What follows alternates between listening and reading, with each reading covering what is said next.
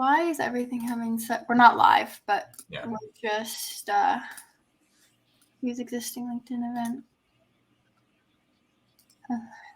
Like my cat's like trying to get in here. I'm like, go away. We're live. All right. Perfect timing. Yeah. Here we are. We are live. Here.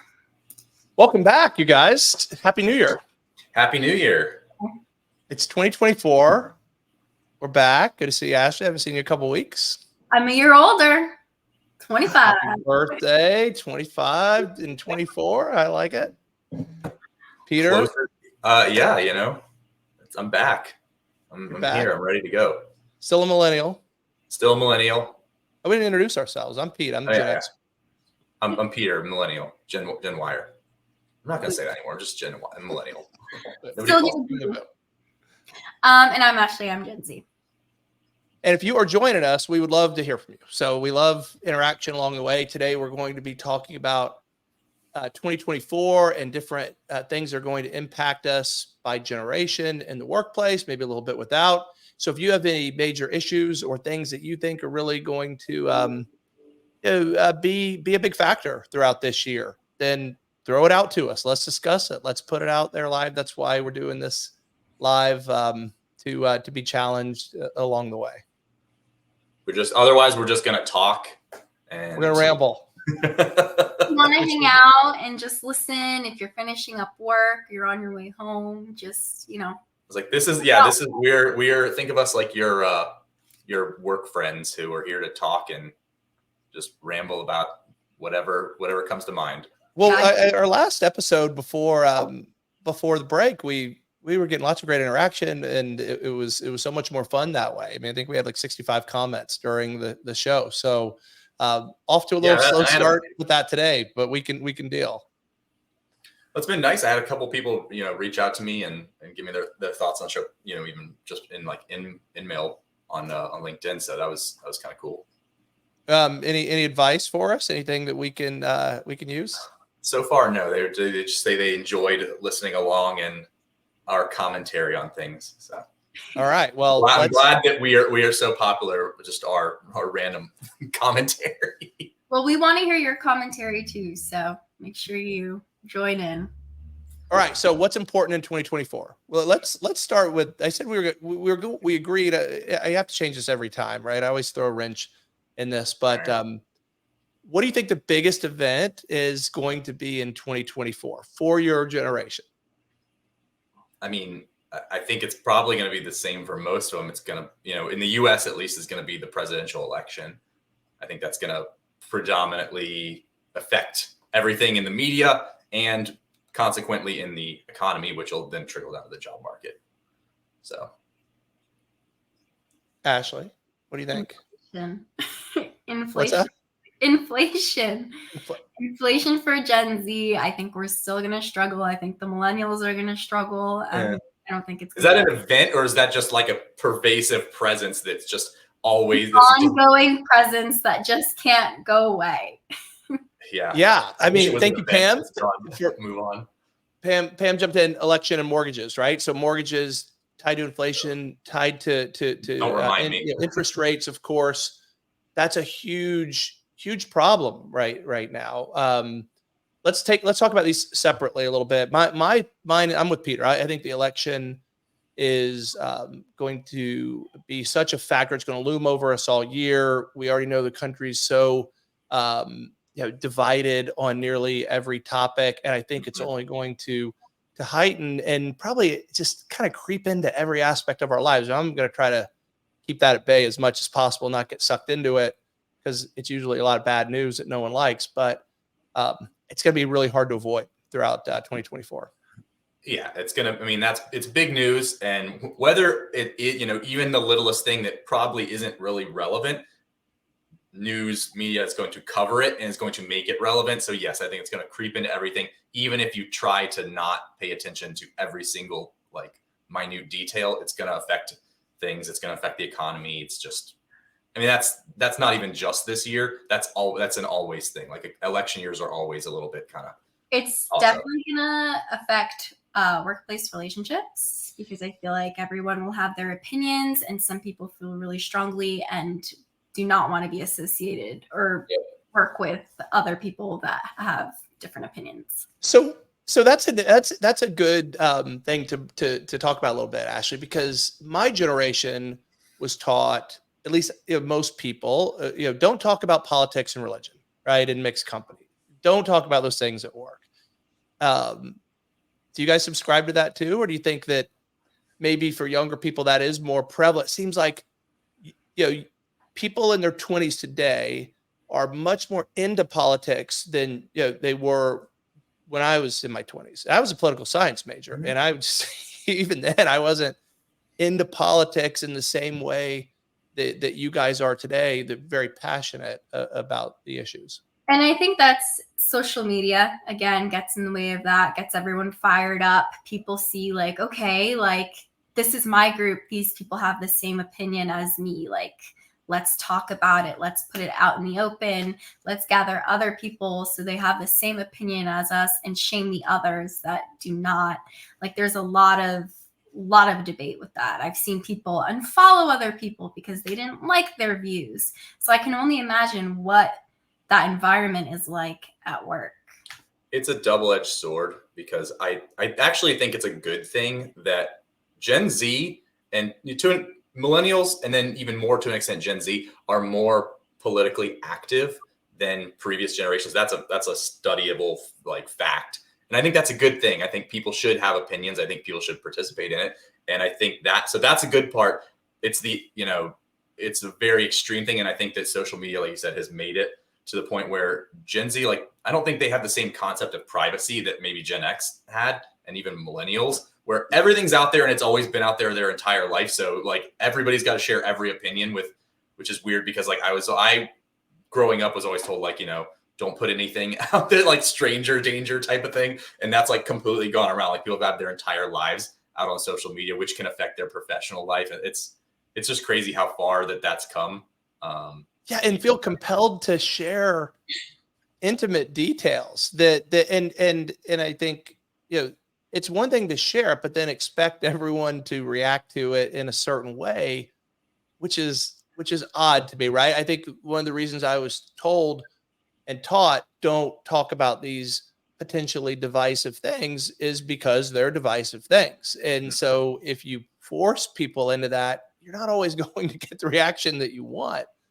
It's not easy. It's not easy to have a calm conversation about things if you feel very passionately about it. And I think that most people are not able to differentiate emotions from even like having an actual debate about things. So I think that's probably why it's generally like that. Like you get fired up and, you maybe react in a way that you wouldn't otherwise if you had time to think about it. So that's been my advice from people my entire life. But yeah, I think it's kind of going the other way. So you know what everyone's stance is, it seems like. And I think that trickles over to work. And I think that's definitely going to be something to be mindful of this year, particularly. Maybe we were taught to, I don't know if we were just evolved to not be as passionate, or taught to not be as passionate, where as you go down the generations, you guys are very, very passionate, right? About everything. Even things that are unnecessary. The world right now it's the pervasive feeling of younger generations is that it's like there's a lot of stuff wrong. And so I think that kind of engenders people to be like, all right, well then I have to do something, because otherwise nobody's going to do anything. And I think that's where you get that from, particularly from Gen Z, is they're like, they see, baby boomers, older generations who are effectively like, yeah, things are great and they're great for you. They're not great for me. Yeah. So, well, and social media, puts all of this in our face so much more. I want to get to that in a minute, but first, here's a quote. Yeah, this is a poll. Now, this is all tied together. This is a poll. It's from a news source. Mm-hmm.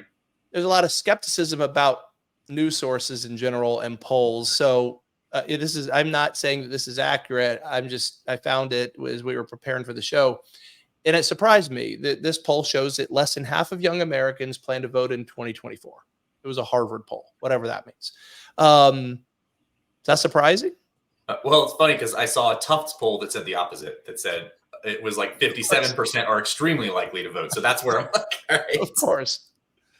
Right. So that's part of, do you think that's a huge part of all of the problem of all this, that you almost without exception on anything, something is, a poll, for goodness sakes, like you should be able to trust a poll if it was done properly. Even those are going to say the opposite thing. Who's leading in the presidential race? Is the economy good or bad? Are people happy with the current presidential administration, right? You watch one news network, you get one set of results. You watch a different one, you get something entirely opposite. What do you guys trust? Like generationally, what do you trust as your source of news? The best thing I've seen, at least for millennials and for the people I know, is because it's kind of all over the place. You have to look at a bunch of different stuff and kind of make your own conclusions. And that's kind of forcing a little bit of critical thinking, which with the, pervasiveness of, fake news and AI, even going as far as like, AI faking of stuff, like that ability to critically think and do your own investigation, but still understanding, where things are coming from. That's going to be a huge skill. So me personally, I get my news from like 7 different things. I don't trust, if I see it in one place, I don't automatically believe that one thing. I have to see it confirmed in multiple things before I, trust it, I guess. And even then I try to take a degree of skepticism. And I agree. So let's just say, okay, for like all Gen Zers, we get our news from TikTok. And if we see the same thing going around, that's, something I trust. If I see different opinions, it's kind of hard. I don't know what to trust. But a lot of the times I feel like I see like people talking about the same thing. And then I feel like, okay, that's confirmed. That's actually happening. The issue, what's funny is though you see a lot of that with the online thing is the algorithms, the abstract algorithms they kind of push some of the same stuff. So you get this group think where you're like, oh, well, I see a lot of people who are saying the same thing, but maybe, there's a whole group of other people who are saying a completely different thing you're not seeing. So you have to like go out of your way to try and find different stuff like that. So Ashley, on that point, when you say you get it from TikTok, is it from random, Jane Doe, account that's saying something that you then accept as fact, or are there specific accounts you've come to know and trust? I mean, sometimes they're like Jane Does, they're like real life people just, saying what they're hearing. And then sometimes there's actually like news outlets that have TikToks now and kind of spread news through there. We need to keep them out. They need to stay in their lane. Like we don't need them infringing, right? Like we don't need MSNBC and Fox going, hey, now we're on TikTok. No, you do your thing, and let's have a different source. And we don't want that source infringing. It's pretty much like Peter said, the algorithm also when there's something big happening, like it just pushes it to you. Like when there was something big happened last night. And Peter, you avoided the question, so I want to ask you to answer it for this. The Jeffrey Epstein files came out last night. Yeah. I found them. I was picking up my 15-year-old from basketball practice. I was sitting in my car waiting for them to come out of the gym, and I pulled up Twitter because that's my source, right? Now Twitter's got a lot of whack jobs and like there's all kinds of crazy stuff on there, but it's immediate. It's real time. Like as this was happening. So I use Twitter partially for entertainment, some for learning, but really for knowing what's happening at any given moment. Twitter to me is like the instant source of info. And then hours later, they're talking about it on the whatever evening newscast I flipped by. And I'm like, man, that's already old news in a way. Yeah. So Peter, where did you find out about that particular story? I mean, Reddit was probably where I saw it. Which is pretty. I mean, it's not as real time, but it's pretty. It's pretty real time. People are posting stuff like immediately on there. Although that wasn't even like a thing that just dropped. Like that's been like going to drop for like literally the last 2 weeks. So, but like when it did, it's like boom, this is out, and it's like a race to see who can go through it, who can report on it. And if you're listening, tell us what generation you're from, and then where you get your news source. I'm interested in this, and I think this is real. Like actually, TikTok? Is that where you got it from Epstein last night? I got it from Instagram. Okay. Someone had to rush and create a meme. And then I was like, what is happening? So then that led me to just I get Google my it. stuff from my memes. The memes, just memes. Memes are also a big source because you'll be like, what? Like, what is this coming from? And then you'll Google it and you're like, oh, wow, like this is actually happening. So I got it from Instagram. Yeah, I pulled up my Twitter account at lunch, and there was no shortage of Stephen Hawking memes on there. I'm just going to leave that statement at that, and you can do your own research to figure out why from the Epstein files. But The only issue I said, I mean, it's good to like know about stuff like that. The problem that it gets a slippery slope, and is any random person can say their opinion on it, which is like kind of what you said about the TikTok accounts, is like being an expert and you're just some random guy. Like, why are you an expert on this over anybody else? Because you have a bunch of people who have become your followers. Like that's why I try to look like if somebody's got to give me proof of things for their opinion, I guess, to matter. Like, why should I listen to you over other random guy? I don't know. Well, what kind of a real world example that I have from 2 weeks ago, we were in Utah for vacation. It was my wife and I, and then 5 young adults or teenagers and young adults. And we had time to kill in Salt Lake City before we flew out, and we wanted to go find a great place to eat. And so I'm like, you guys figure it out. Like, we'll find out the best place. And the sources were TikTok and Reddit.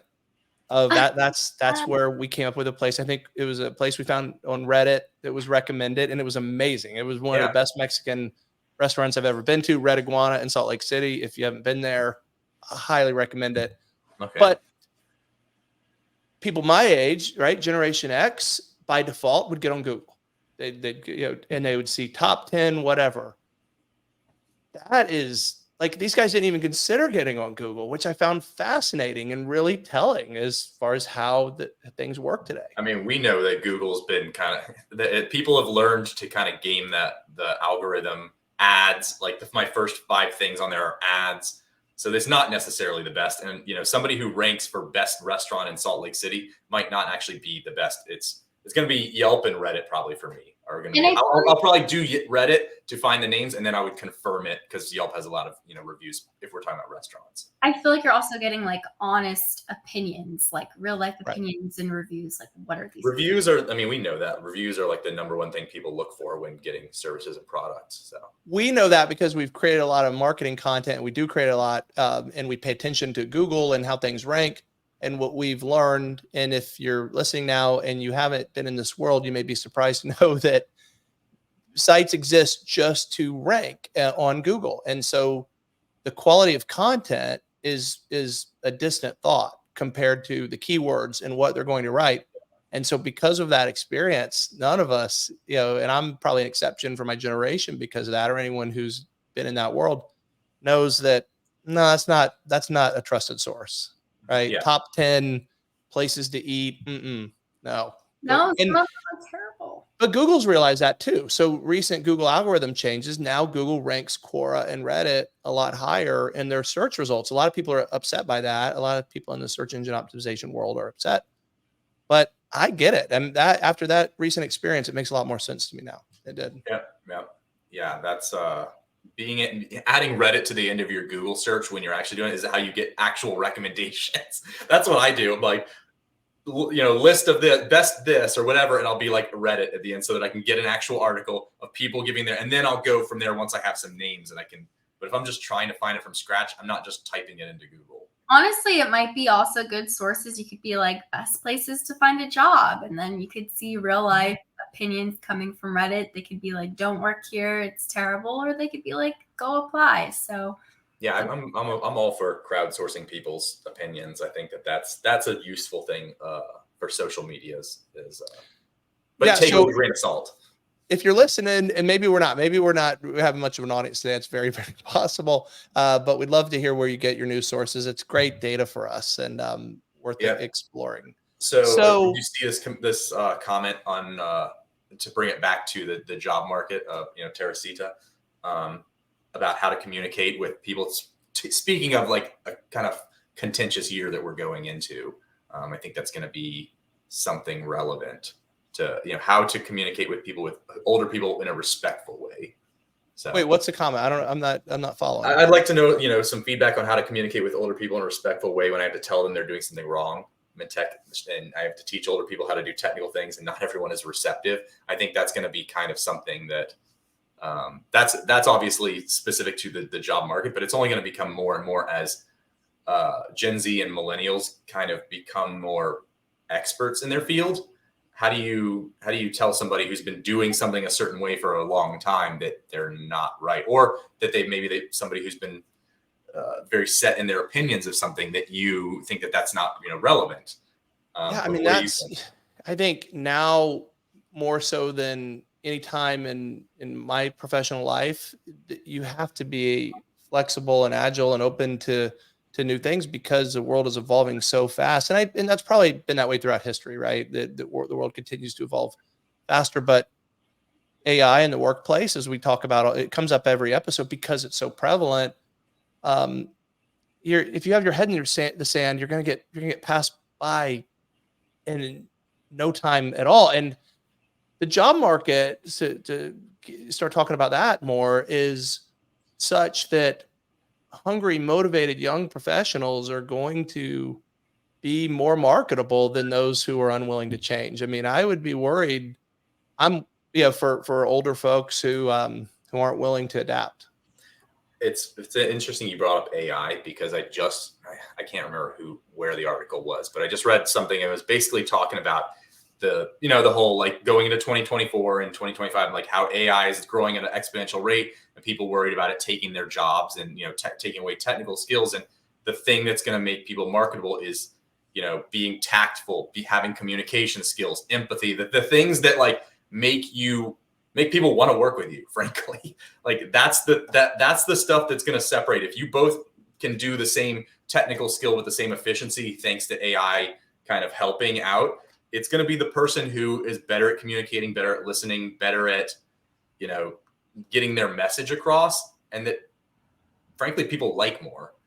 And I feel like you have to just keep continuing your education. Like, I'll use this real life scenario. So, hairdresser, going her for years. She has all this experience, right? Mm-hmm. But it's outdated. Like, her methods just aren't used anymore. So you go to someone else, it looks better, their technique's amazing. Yep. And this person is losing clients because they're sticking to that older method and won't change their ways, versus the other person who has just become super marketable because they're just keeping up with their education. We had Josh Hammonds on a couple months ago join us on our live stream, talking about the types of burnout, and that was one of those where people have a difficult time adapting to new things, but it's an absolute necessity right now. And I'm worried about where it's going to end up. I'm not in a position to do anything about it other than share our thoughts of what we see in our real world experiences being in the career space and the staffing space. But this is no time to hold fast to we've always done it that way. I'm doing air quotes. So that's even not going to work. That's going to be like inflexibility is the mind killer, like they say in Dune, which is coming out. So that's going to be the thing, that not being able to change your opinion. I mean, and to relate it even back to the 2024 and the stuff that's going to be going on, only seeking to confirm that the way you're doing things or the thought you have is the best way to do it in the workplace. That's going to be your downfall. So I think that to be, I guess, a little bit stereotypical, the older generations who've done certain things a certain way, that's going to be the hard thing for them. That's my warning to the millennials who are getting to that stage of like, hey, I've done stuff this way for 10 years, and it's always worked. Stuff changes all the time. Just being open to trying new stuff, that's going to get you far. So a couple comments. Thank you for those. Keep them coming in. More the better. Someone said that hopefully the seasoned person is opening to learning. If not, they should retire now. Yeah, probably. Right. I mean, you just can't be closed-minded. The world is just things that exist today. And I don't want to go down the AI road too much because we do it so often, but I've almost changed my perspective on, I've been critical. This is going to make me sound like the old guy of just poor grammar. Peter, you know this, it drives me crazy that people don't know just proper grammar coming out of school. It's awful when you see emails. And so now you have to really question how much is it the education around that important when you're never going to have to learn it. You're never going to have to know it. If you are, my youngest, who I mentioned a minute ago, is 15 years old. He will always have spell check, Grammarly, AI tools. That's just what exists right now. Yeah. 6 months from now, 6 years from now, he's learning it now. But kids coming behind him, do they really need to learn proper grammar? That sounds crazy to say out loud. And a year ago, I never would have said that. Now, maybe. That seems to be a kind of, I guess that's probably the majority of people that's the feeling that they have.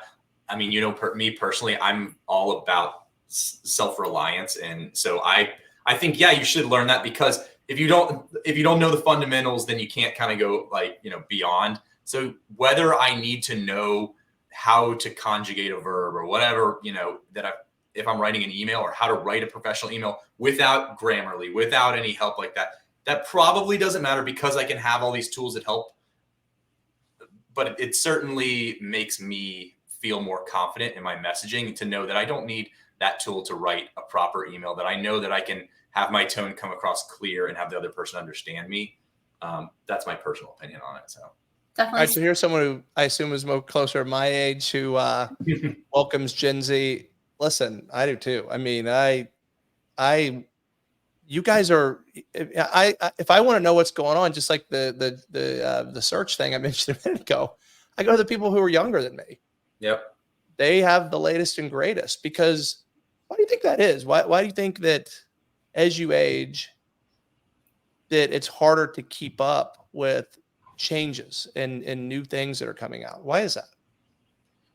I think that it's probably selection bias. It's if you're looking at something that's just worked for a long time, maybe you view it as that's the best way to do it. If I've tried 5 different ways to do something, and then next year I try those 5, and I consistently see that this way doesn't work as well, and this way does work as well, it's just going to keep narrowing down, and my mind is going to tell me that this one way is always the best way, as it has been in the past. And you view that as like, well, if it's been that way in the past, chances are it's going to be that way in the future, and things haven't changed as fast as they, do now. So that's the best way I can think of it. I feel like it's also depends on age. I look at someone in high school right now, and they might know something that I don't, or I look at someone will look at me that's older, and they'll be like, wow, I didn't know that. I feel like everyone's just learning at a different pace. I will say, by the way, I do want to point out, I don't want to discount older generations having stuff to teach to younger ones. I know we've talked about this in the past.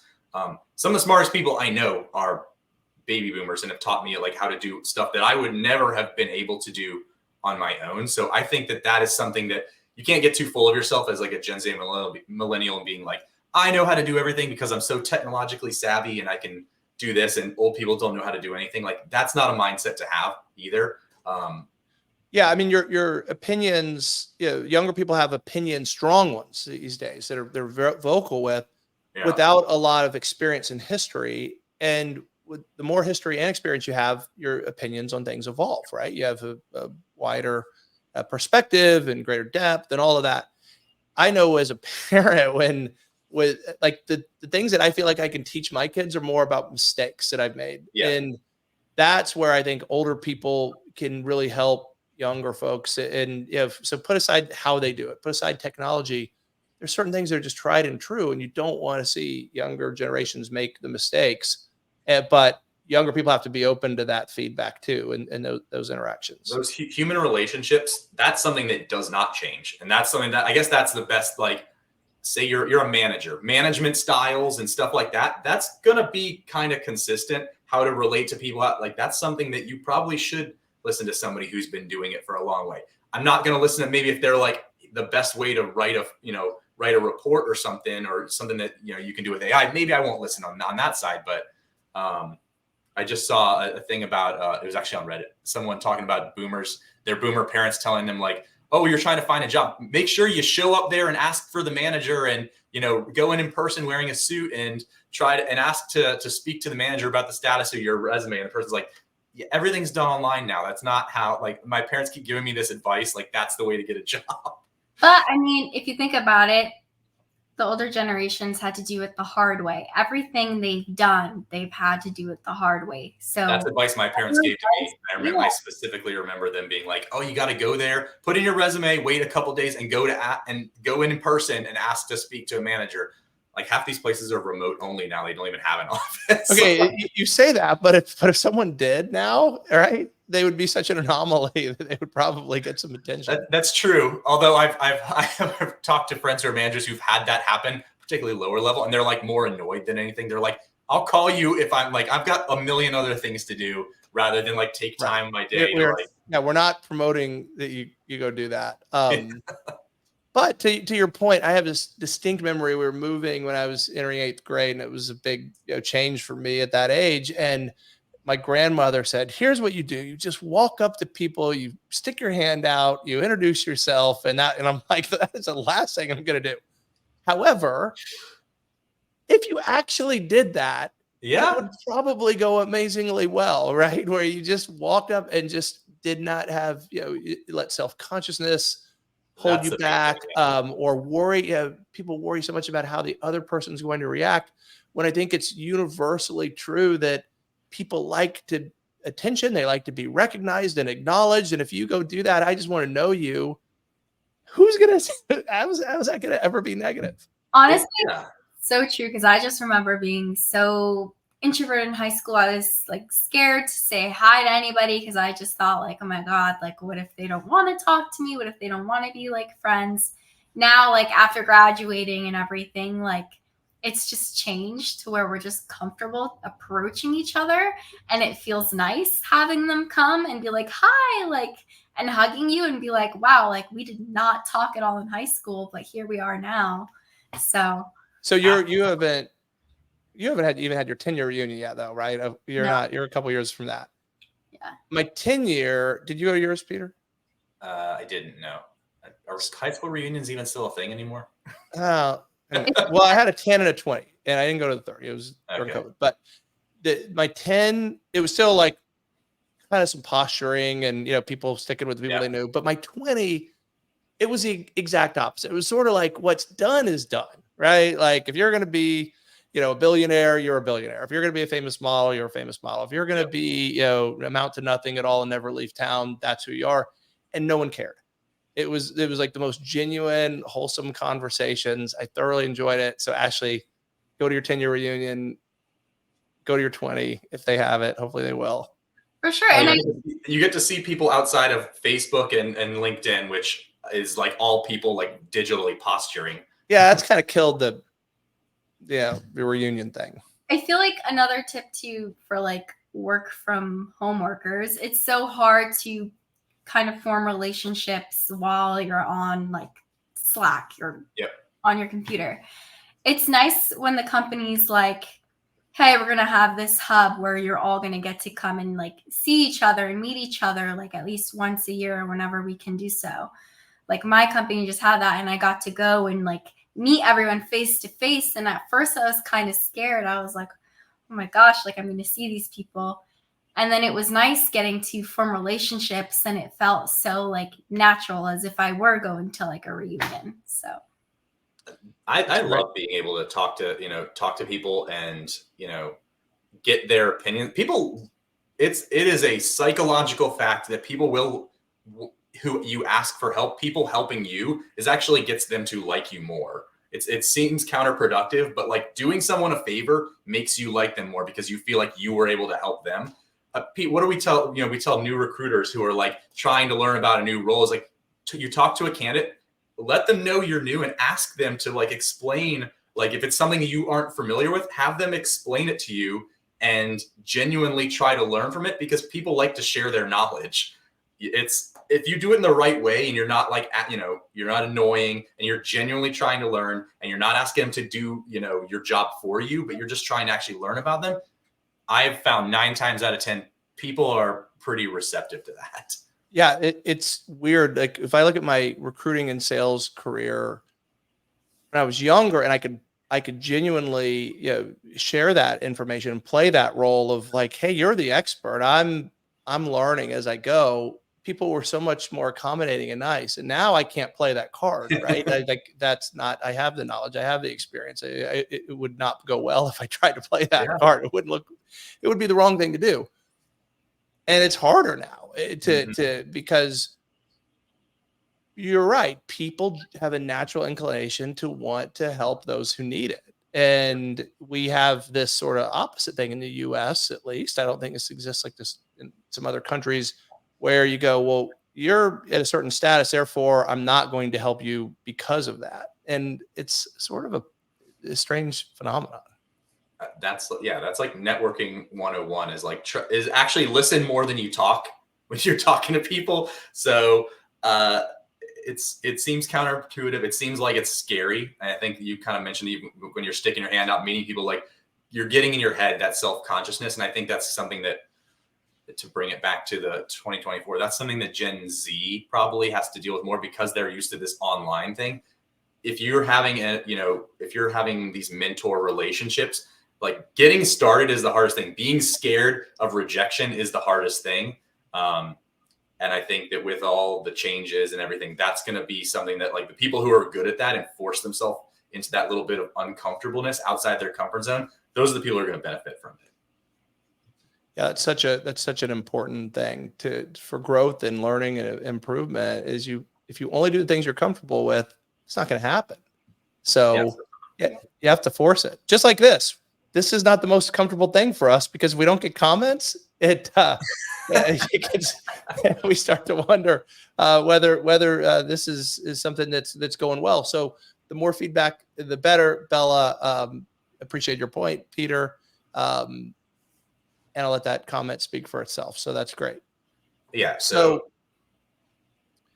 go ahead. Candidates, of course, can't appreciate honesty, right? That is a universal thing. So if you are in a position where you don't have all the answers, say it. I think the world's going to be a better place if more people do that.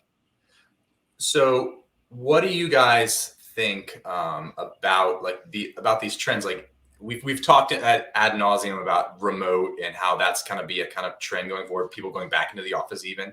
Like, do you think that's going to kind of continue into this next year? Do you think that it's going to continue to shift to more a hybrid thing? Because we know that Gen Z, I think I'll say Gen Z, millennials too are affected by this. Gen Z, they're the most anxious, like socially nervous generation so far because they've only dealt with a lot of their professional coworkers and in school virtually. They haven't had these in-person relationships. Do you think that's going to make it more difficult to deal with sort of volatility in just the world, or what do you think? What I'm seeing right now is I see, yes, there's a lot of work from home jobs, but they're very competitive. And all those people that do not get those work from home jobs are like, okay, shoot, like this is not going to happen for me. I have to go into the office because that's my only option at this point. So I feel like it's going to kind of be a mix, but also some places are also starting to be hybrid. I think most of my friends are hybrid right now. So I think it's gonna be like I was having a conversation with one of our account managers last night about our job postings and how many applicants that we get to some of our postings today on LinkedIn in particular. And it's common for the numbers to be in the thousands, and it's because they're remote jobs. So if you've decided this is all you're going to accept as a candidate, it's going to be significantly more competitive. If you just think about it, I'm based in Orlando. If you're only competing against candidates for a job in that driving radius from Orlando, it's a finite number in the candidate pool. If the job's remote, now you have to compete with everyone in the country. Or someone just asked about international work or internationally, right? We are a big fan of the freelance market and what that offers. And now when you're competing against the world for a job, if you go on Upwork or Fiverr or one of those job boards that connect employers with freelancers, you're gonna have to figure out a way to stand out. or you're going to have to decide that you're okay going back to the office. Yeah, I mean, that if you're younger in your career and you're able to do that, that's a little hidden pro tip for you. Like, it's a lot less competitive if you're willing to do something that, if you're willing to commute and, work a hybrid job and go in a couple days a week, that already like halves your like competition. I think it's a much greater percentage than that. I mean, I think it maybe gives 99% of the competition goes away. That's why I feel like maybe office work is going to end up increasing, because all these people are going to have to shift towards it because the competition for work from home is so big. So from the employer's perspective, though, why not have a bigger candidate pool? That's a good thing. I think it's bad for candidates. Here's my take on it, right? Candidates want it. Candidates want to work virtually. The stats on that are pretty clear, but it's hard to find a job. And you also, I think we need to acknowledge that you lose the benefit of training and networking and relationship building. So even though it's what you want to do, of course, I'd rather have the easier route, right? At working at home than having to commute. And I mean, that's a pain. You lose time and all that. It's not as attractive. I get it. But I, as a father, as I mentioned earlier, of 4 that I am, as well as someone who has employees who are young professionals, that does concern me, that you still have to be able to develop personal and professional relationships. If you're stuck at home all day, that's harder to do. I was reading an article, gosh, it must have been before Christmas. And it was talking about companies that have successfully done that. And their plans for this next year, and like and the ones that seem to be doing best, by the way, that are full remote still, they at least set up like a monthly type thing with your coworkers in person. They're like, if they've got people in different cities, they're like, meet up with have a happy hour every month on us with your coworkers in your city, right. Or they'll try and organize quarterly meetings, because there still needs to be, maybe it doesn't need to be every day, but there still should be that. There's nothing that's gonna, replace that in-person networking aspect of it. You can get close, and if you're trying to do work and stay focused, there is no. I maintain this. There's nothing better than working remote and not having people bothering me. But if I'm trying to have meetings and I'm trying to actually like brainstorm for something or strategy or anything like that, I like it. I like in-person meetings. I think that's the way to go. And for building relationships, it's still in-person stuff's the way to go. So if you're an employer and you're looking for the best strategies to build social cohesiveness and team cohesiveness, in-person meetings on a regular or semi-regular basis are the best way still. No, I couldn't agree. Like, again, my company implements that. You could go in each like city, wherever you're from. So like I'd have the Tampa, Florida hub, meet with other people that live mutually in the area, and I get to meet everyone face to face. If I didn't go on my trip to Chicago, I would never have met the director or spoken to the director. So I got to form that relationship and actually have like a real conversation with them, versus if they didn't do this, probably would have never talked to them. So I couldn't, like, just if you're an employer, definitely suggest this. Like, this is a great strategy. Yeah. Otherwise, you get like the companies that just have meetings where everyone's got their their camera off and they're just like one person talking. I've seen some of those just from friends I know at companies, and they're like, here's my meeting, and it's like 40 people, just all black screens. I'm like, who are you talking to? Like, how do you do that? It's not the same as like an actual like brainstorming. There's quote unquote brainstorming sessions. No, definitely not. All right, we have to talk about the job market. Okay, which we've done. We haven't really touched on much. It's not good. Not good. Doesn't seem to be getting better. A little bit, maybe, right? But interest rates still high. Supposed to be coming down. Inflation's still high, depending on who you listen to, right? There's a lot of companies holding back. What do you guys think? I mean, generationally, is it time for people to reconsider some of their career choices? Harder to do when you're my age. than it is when you're your age, Ashley. We know that AI, again, has changed the course of a lot of careers and professions. How bad is it, do you think, right now for your generation? I feel like, let's just say, I know teachers are struggling. Like my friend is a teacher. She has like more than one job now just so she could pay her rent. So maybe a couple years ago, teachers were fine. They could buy a house. They could get by. More than a couple years ago. More than a couple years ago. Yeah. But now it's like for anyone that's in college right now that's going towards the education profession, even though it's your passion, it's going to be tough because you're not going to make much and you're going to end up either being a waitress at the end of the day or a nanny while you're also doing that. So if that's okay with you, then.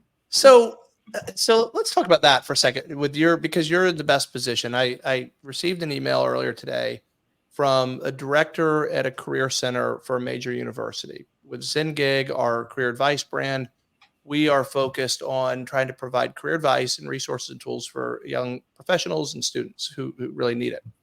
And here, I'm going to read the quote from this email that says, in my experience, encouraging young adults to think about their purpose or why is just not a proven tactic since it causes more confusion and doubt. I'm surprised to hear that quote, to be completely frank, because my approach is just the opposite. I think we need to do a better job of encouraging young people to look beyond, I want to major in this because I want to go to this expensive out-of-state private college, university, because those are real-world consequences that are impacted by those decisions, financial, professional, that are going to linger for a long time. And so, what do you think about that, Ash? I mean, for a young person now, what advice would you give them as far as how to approach these career choices? I feel like, especially like going back all the way to senior in high school, when you're trying to figure out which university to go to, like you have to figure out, like ask yourself why. Are you going to this school because it's a party school or because this is going to look great? It's going to get you a great education. The major that you're going for is actually very sought after there. Like you'll get a good education from it.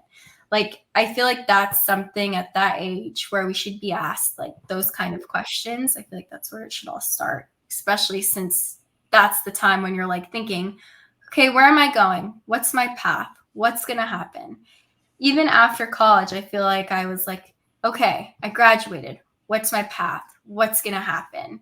Like, I feel like there's no it didn't confuse me. If anything, it made me think like really hard. Where do I see myself and why? So I think it's super important. Yeah, I think that I have a family friend who I've in the past who works in college admissions actually, and this talked about like the importance of going to college and stuff. I personally don't agree with that.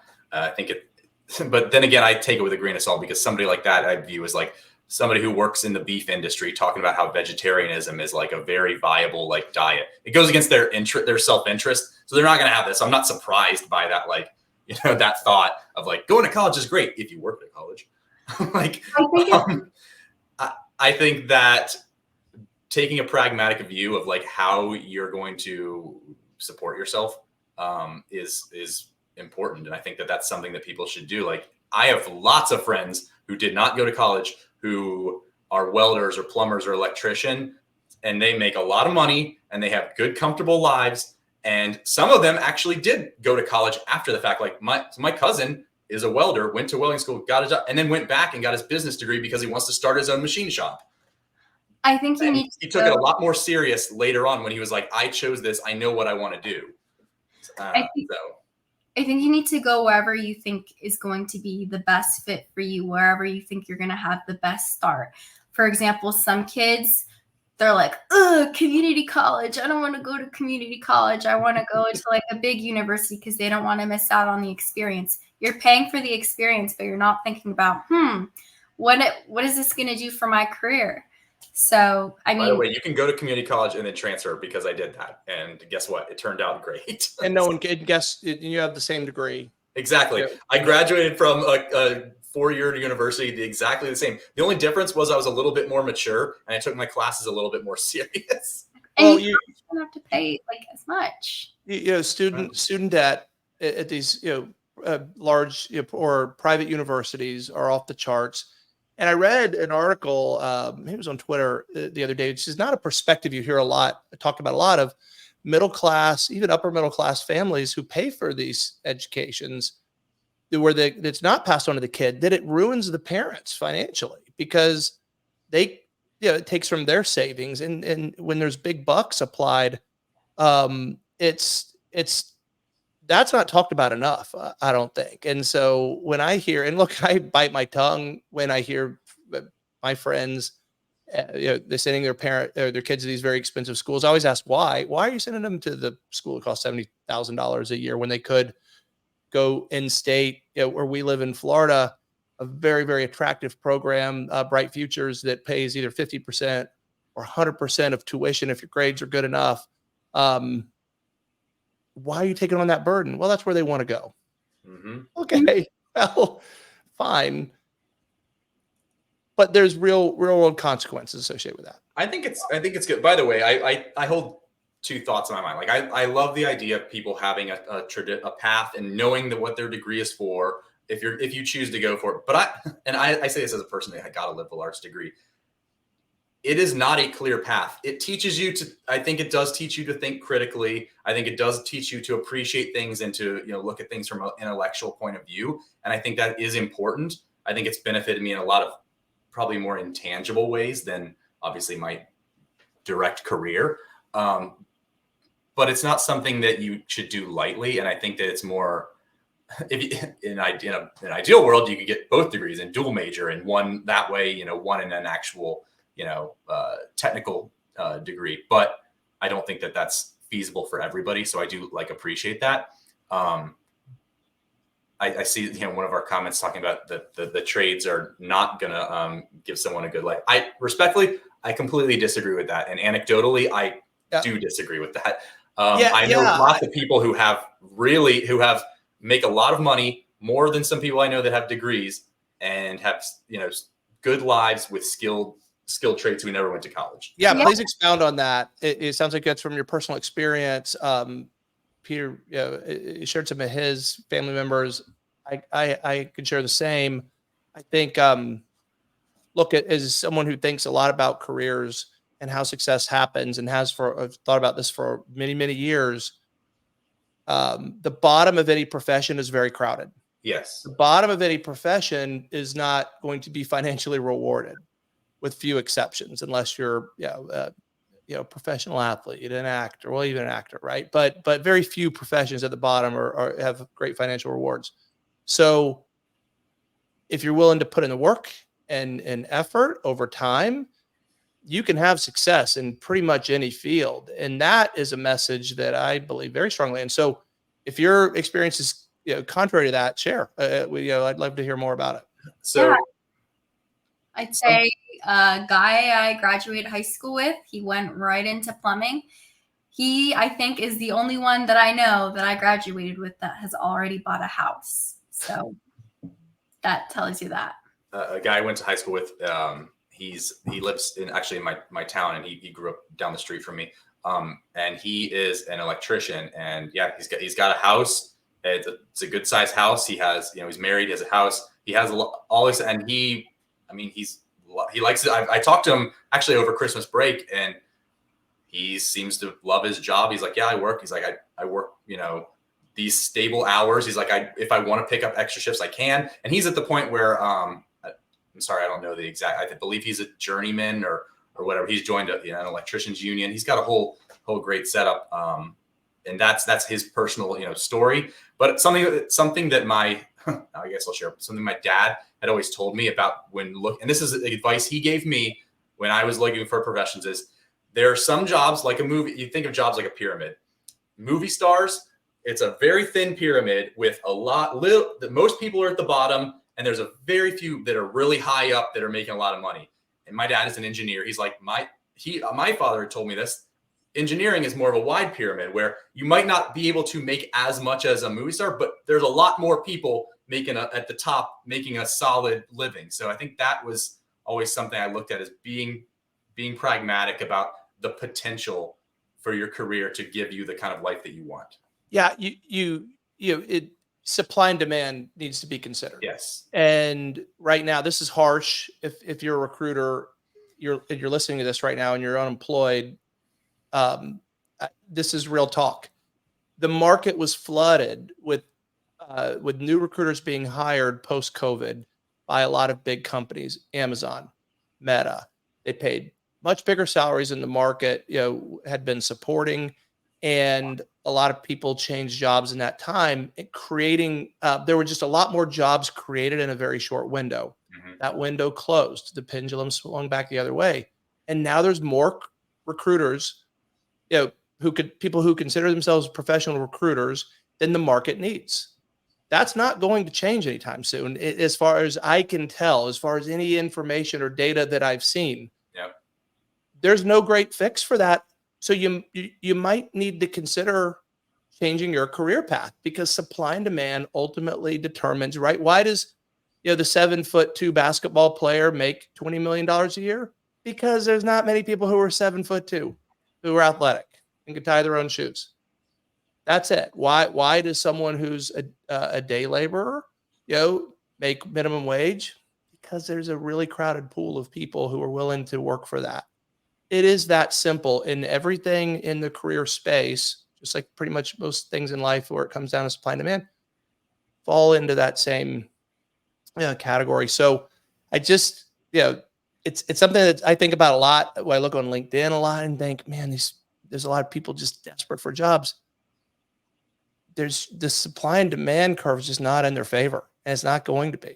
Yeah, if you either need to be able to differentiate yourself, and you're gonna the amount of competition is exponential to is inversely related to how much you need to different. You either need to be the super best in your field if there's a lot of competition, or if as we've seen, if you're in a super specialized tech role and there's 5 of you in the country, you can kind of do whatever you want. So you just need to look at that with a real lens of like, what is my potential to the market. So if you take an honest view, and if you're in that situation, consider a reset. And that's painful. That may take some time. You may have to go backwards to go forward. Yeah. But depending on where you are in your career, and again, by generation, you would have a different perspective on this and different thought process, things to consider. It might be worth it. And the people that I know and care about who are in certain professions where the supply and demand is just not going to be favorable ever again, potentially, I would I do encourage them to consider a different path. Yeah, and I mean, the people, if that's not an option for you, then you got to work to differentiate yourself, and that's where your ability to network with people, your ability to get along with people, communicate with people, whatever you want to call it, that's going to be the thing that sets you apart. If there's 3 people who are identical, as I said earlier, looking for a job, I'm going to go with the one that looks like they're going to fit the best of my team, and that looks like they're going to be able to have the best relationship. Because at the end of the day, you got to work with them. You got to spend a lot of time with them. We know, not as much anymore, but when we were in the office, you would see the people in the office more than you would see your family some weeks, because you're working such long hours, day in, day out, seeing these people. So it goes a long way to be able to have these relationships and to be able to learn and to be somebody that people can get along with.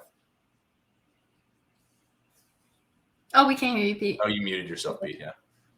Sorry. I want to share this comment because we asked for more feedback. So thanks for sharing it.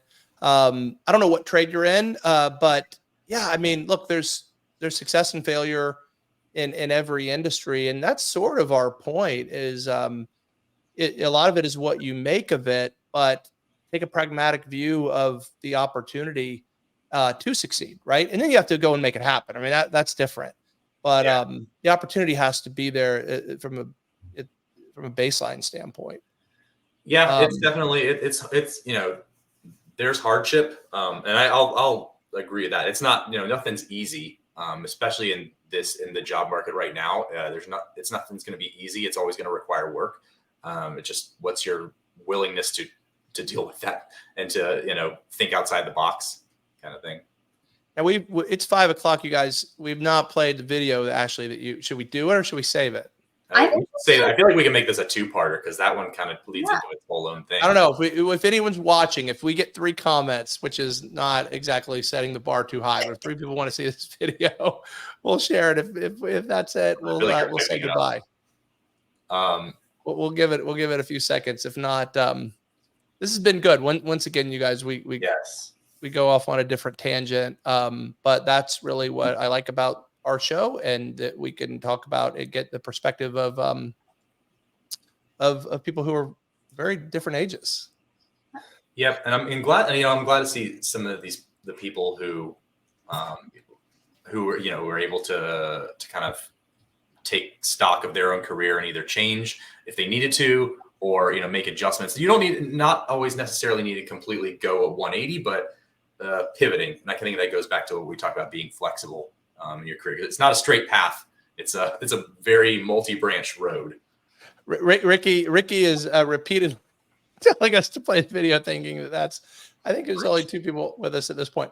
What do you think, Ashley? It's your call. I mean, I think we're going to have a lot to say when it comes to the video. So I agree with Peter. This could, in fact, be a 2-parter, especially. All right, it's a teaser. It's our first teaser. We got a teaser, a cliffhanger episode. Yes. You will have to check back with us next week. We'll be here at 4 o'clock. Ricky, shame on you for being late. That's what happens. That you didn't join us soon enough. Where's our number 1 commenter?